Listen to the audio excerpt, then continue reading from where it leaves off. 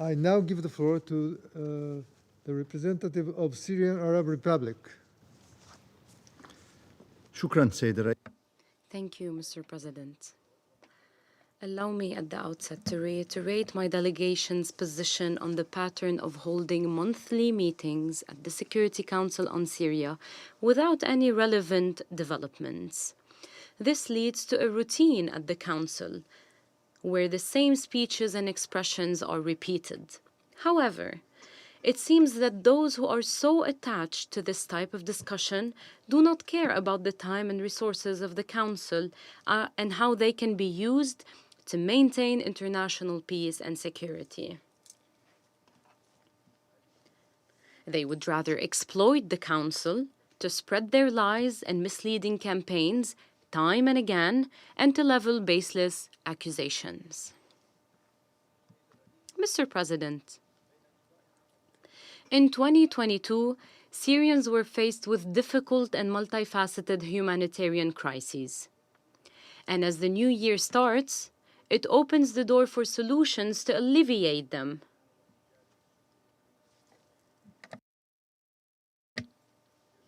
It is therefore important to take a moment to look into the root causes of this difficult humanitarian situation and why it has continued to deteriorate. Ladies and gentlemen, the wrong policies pursued by the United States of America in the world and in our region in general, and in Syria in particular, have led to instability and insecurity and destroyed the development gains achieved over decades. The policy of creative chaos adopted by successive U.S. administrations in our region and in Syria, which is a vital part of the region, has fabricated and exaggerated problems to ignite tension leading to conflicts. Hundreds of millions of dollars were provided to suspicious media outlets to mislead public opinion and distort the image of the Syrian state. This malicious policy destroyed all political, economic, and social achievements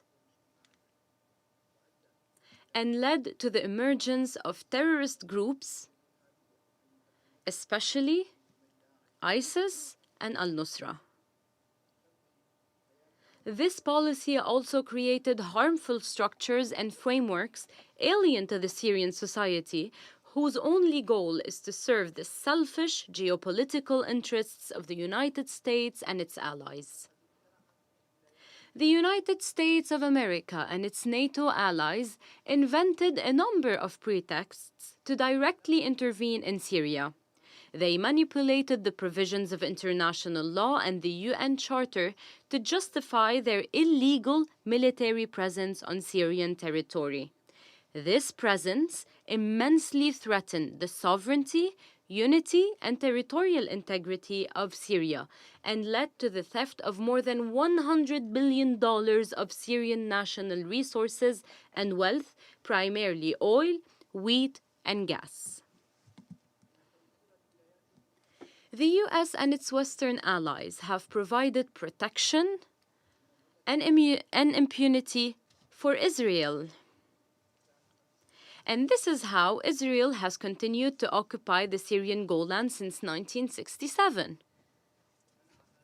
This prevented the Council from assuming its responsibility regarding Israel's repeated acts of aggression against Syria's sovereignty and its vital facilities, the latest of which was the attack on Damascus International Airport at the beginning of this year, which led to a number of casualties, material losses, and the temporary halt of the civilian airport services.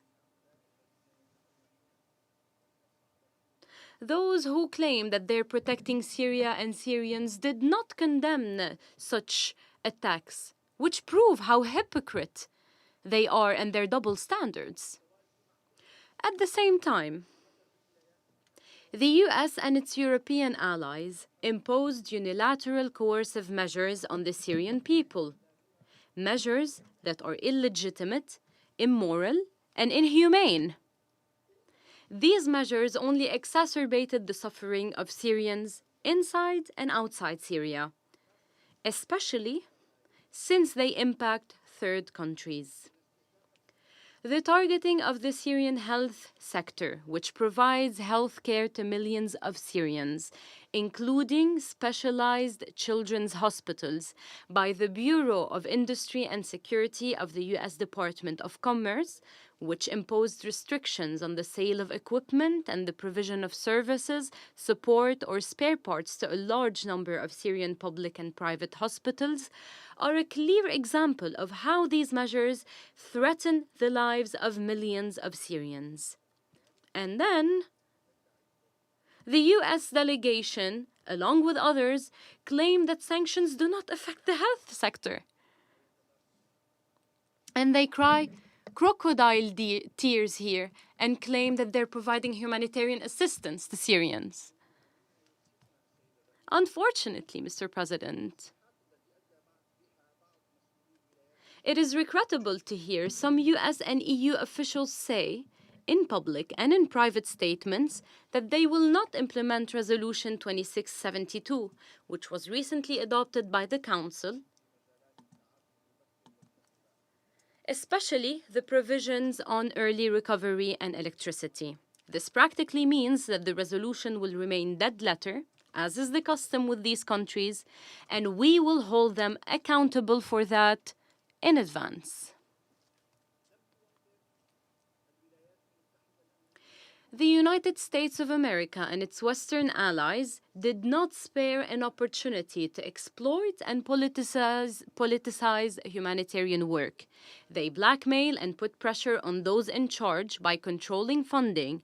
They also use various international bodies as a tool to exert political pressure on Syria by openly manipulating international conventions or by misinterpreting them or opting for a selective interpretation.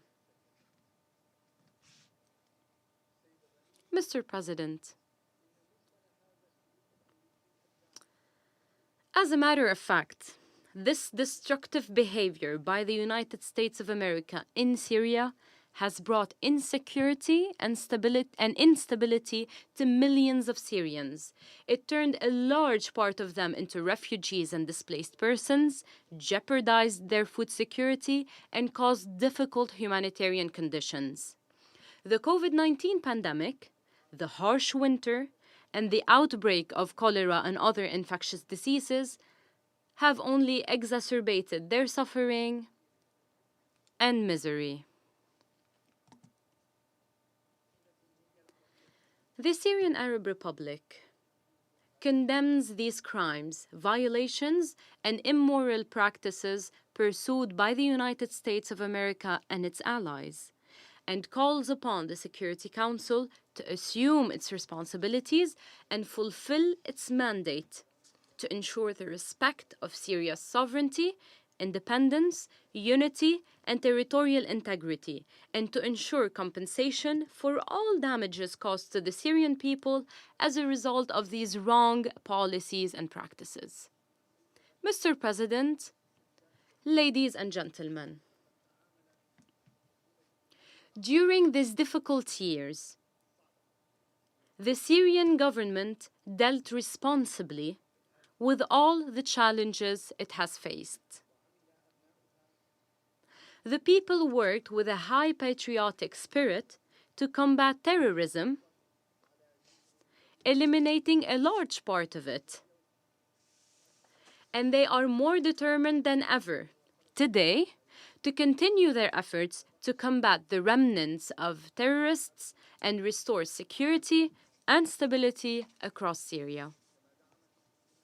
The Syrian government also supported political settlements and national reconciliation efforts, which strengthened national unity, preserved social cohesion, and facilitated the delivery of humanitarian assistance to those who deserve it to meet the needs of Syrians and support their resilience. Syria has also implemented its legal obligations under the international conventions to which it has adhered. It supported all initiatives put forward by brotherly and friendly countries, especially the Astana format meetings, to mitigate the repercussions of this crisis and find solutions. The Syrian Arab Republic reaffirms, once again, that the final solution to the crisis in Syria requires the following: stopping the repeated and systematic Israeli acts of aggression, ending the illegal foreign presence on Syrian territories in the northeast and northwest, as well as the presence of affiliated terrorist groups and separatist militias, the immediate and unconditional lifting of the measures of economic terrorism and collective punishment imposed on the Syrian people, improving the humanitarian situation by addressing the humanitarian needs of Syrians fairly and without discrimination, donors fulfilling the commitments they made to the humanitarian response plan, and increasing and expanding early recovery projects in quantity and quality. Thank you, Mr. President. I thank the representative of Syrian Arab Republic for their statement.